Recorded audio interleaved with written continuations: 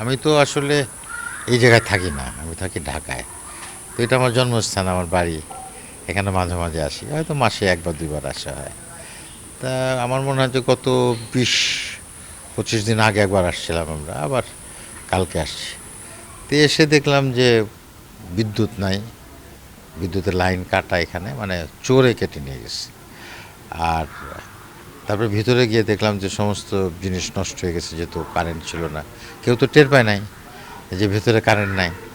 ফ্রিজের যে সমস্ত ডিপ ফ্রিজের যে সব জিনিসপত্র ছিল সব নষ্ট হয়ে গেছে। পরে যখন ছাদে গেলাম, আমাদের দিয়ে এসি আছে দুই রুমে। তো এসির দেখলাম যে এসি তো স্প্লিট এসি। তো ছাদে তো মেশিন, ওখানে দেখলাম তো সব তার কাটা। এই দিকে আমাদের গ্যারেজ, ওই যে গ্যারেজ দেখা যাচ্ছে, গ্যারেজের এই দিক দিয়ে লাইনের তার আছে, সব কেটে নিয়ে যাচ্ছে।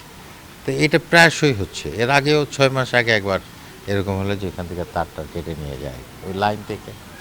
এগুলো তামার তার থাকে, কেটে নিয়ে যায়। আবার এসির সঙ্গে যে তার পাইপ থাকে সেগুলো থাকে। তো অতি সম্প্রতি এই চোরের উৎপাত অনেক বেড়ে গেছে।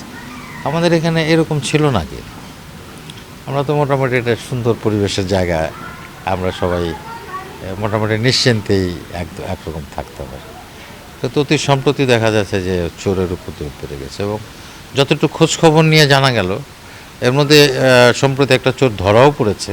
কবি জসিমউদ্দিন সাহেবের বাড়িতে এরকম তার কাটতে গেছিলো, আর সেখানে নাকি স্বপন নামের একটা ছেলে, সে ধরা পড়েছে এবং সে স্বীকারও করেছে যে সে চুরি করতে আসছিল, এবং তার সঙ্গে আরও কিছু লোকজন আছে। তো এটা তো খুবই দুঃখজনক। এবং এই যারা চুরি করে এরা মূলত আসলে নেশা করে, এরা নেশাখোর।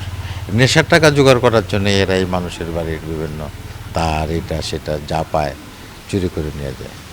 তো আইন শৃঙ্খলার এই যে অবনতি হয়েছে, আমরা খুবই শঙ্কিত আসলে, এবং আমরা খুব নিরাপত্তাহীনতা বোধ করছি।